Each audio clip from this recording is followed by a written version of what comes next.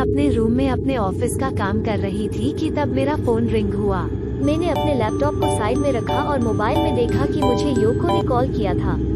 योको मेरे कॉलेज के टाइम से मेरी बेस्ट फ्रेंड थी।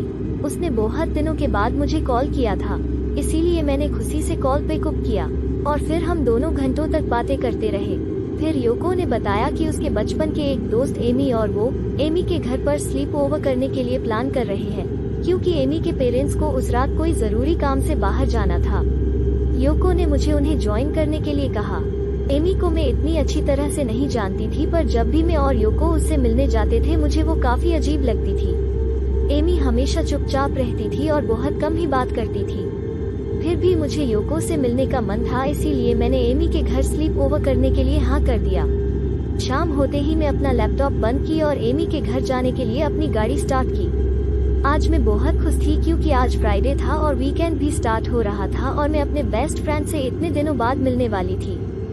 रात हो गई थी और हर तरफ अंधेरा था। करीब 7 बजे मैं एमी के घर पहुंची, जहां योको और एमी दोनों मेरा इंतजार कर रहे थे। मैं योको से गले मिली और फिर बातें करते हुए हम तीनों एमी के घर के अंदर गए। हम सब फ्रेश होके एमी के बेडरूम में जाके बैठ गए। अब सबको एक एक हॉरर स्टोरी सुनाना पड़ेगा, पर एक शर्त है कि ये स्टोरीज नए होने चाहिए। पर योको, हम ये पहले भी कर चुके हैं। मुझे कोई नई हॉरर स्टोरी पता नहीं है और मैं जानती हूँ कि तुम्हें भी पता नहीं है। मुझे एक अच्छा वेबसाइट पता है जिसमें बहुत सारे जापानीज हॉरर स्टोरीज हैं। रुको, मैं अपने लैपटॉप में ओपन करके दिखाती हूँ।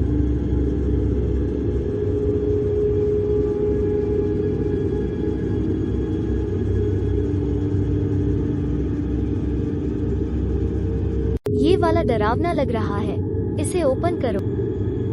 हमें इस स्टोरी को नहीं सुनना चाहिए, ये बहुत खतरनाक है। ये पूरा वेबसाइट ही डरावना है। हाँ, इस वेबसाइट की कुछ कहानियाँ और गेम्स बहुत ही डरावना और खतरनाक है, जैसे कि ये वाला। ये बोल के एमी ने उस स्टोरी के लिंक पर क्लिक कर दिया और वो स्टोरी बहुत अजीब लग रहा था। एक औरत का पिक्चर स्क्रीन पर था जिसके बहुत लंबे और काले बाल थे, पर उसके फेस पर कई सारे खरोच थे और उसके आंखों से खून निकल रहे थे। मैं और योको इसे देखकर काफी डर गए थे। उस पिक्चर के नीचे लिखा था कि यह स्टोरी किसी इंसान ने नहीं लिखा।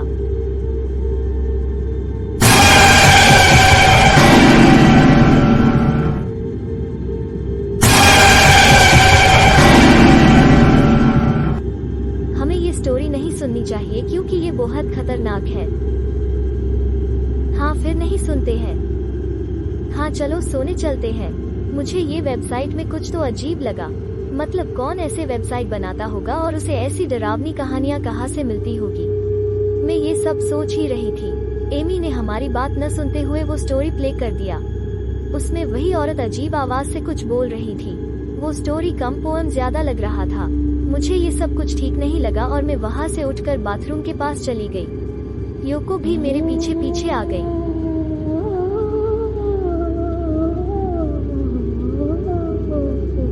एमी वो वीडियो पूरा लास्ट तक देख के हमारे पास आई।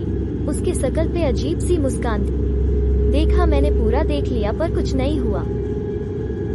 जल्द ही हम सोने के लिए गए क्योंकि हम सब बहुत थक चुके थे और नींद भी आ रही थी। हमने रूम के सारे लाइट्स बंद कर दिए और एमी के बेड पर सो गए। मुझे हमेशा से किसी और के घर सोना अच्छा नहीं लगता था क्योंकि मुझे मेरे बेड के अलावा किसी और बेड में अच्छी नींद नहीं आती है। करीब रात के 12 बजे थे, तब मुझे अचानक एक अजीब साउंड सुनाई दिया और मैं उठ गई। कुछ टाइम के बाद मुझे पता चला कि एमी नींद में कुछ बड़बड़ा रही थी। ऐसा लग रहा था कि वो कोई बुरा सपना देख रही थी। फिर मैंने योको को उठाया। शायद एमी को वो स्टोरी सोने से पहले नहीं पढ़नी चाहिए थी। हम दोनों फिर से सो गए, पर अब एमी जोर जोर से नींद में बातें करने लगी। मैंने योको को फिर से उठाया और हम दोनों एमी को बातें करते हुए देखते रहे। तुम्हें कैसे मिला? तुम्हें कैसे पता? तुम्हें कैसे मिला? तुम्हें कैसे पता? मैंने योको से कहा, मैं कभी किसी को नींद में इतना क्लियरली बातें करते हुए नहीं सुना। शायद कुछ अजीब सा सपना होगा। जैसे ही योको ने अपनी बात खत्म की, एमी अचानक से बेड से ऊपर उठने लगी और कुछ ही सेकंड में वो हमारी आंखों के सामने सोते हुए उड़ रही थी। ऐसा लग रहा था कोई उसे बार बार ऊपर फेंक रहा है।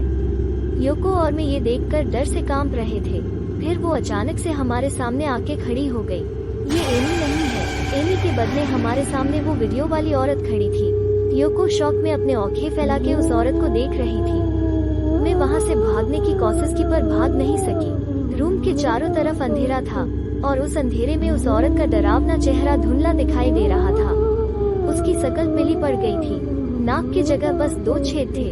उसके आंखों में आईबॉल्स नहीं थे। हवा में एक अजीब सा जले हुए मांस का गंध था। वो औरत एक शैतानी खामोशी से हमें देख रही थी।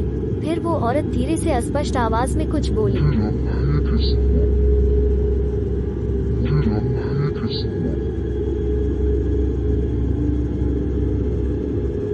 उसके बाद क्या हुआ मुझे कुछ याद नहीं। शायद योको और मैं दोनों बेहोश हो गए थे।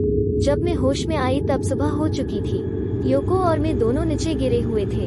मैं बेड के पास गई पर वहाँ एमी नहीं थी।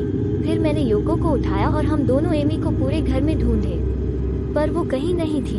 फिर हमने एमी के नंबर पे कॉल किया पर वो नंबर अवेलेबल नहीं था। हमने शाम तक एमी के घर पर उसका इंतजार किया। शाम को हमने फिर से उसके नंबर पे कॉल किया पर वो कॉल फिर से डिस्कनेक्ट हो गया। फिर हमने एमी के मम्मी को कॉल किया पर उन्होंने बताया कि उन्हें पता नहीं है कि एमी कहाँ है। हमने हमारे कई सारे दोस्तों से पूछा पर किसी को पता नहीं था कि एमी कहाँ है। योको और मैं बहुत डर गए थे। एमी के पेरेंट्स पुलिस के पास गए और मिसिंग पर्संस रिपोर्ट लिखवाए और हम सब मिलके एमी को ढूंढने लगे पर किसी को एमी के बारे में कुछ पता नहीं चला।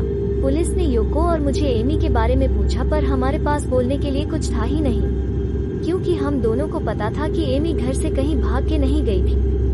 एक दिन योको मेरे घर आई और हम दोनों ने लैपटॉप में वही स्कैरी वेबसाइट ओपन करके वो वीडियो सर्च किए जिसे देखने के बाद एमी के साथ उस दिन ये हादसा हुआ था। जब योको ने सर्च बटन पे क्लिक किया स्क्रीन पर एक नोटिफिकेशन आया जिसमें लिखा था कि ये स्टोरी ढूंढने की कोशिश मत करो, ये बहुत डेंजरस है। पर वो वीडियो उस वेबसाइट में कहीं पर भी नहीं था। उस दिन से मुझे रात में अच्छी नींद नहीं आती। मैं ये सोचती रहती हूँ कि हो सकता है एक दिन मैं भी एमी की तरह गायब हो जाऊंगी।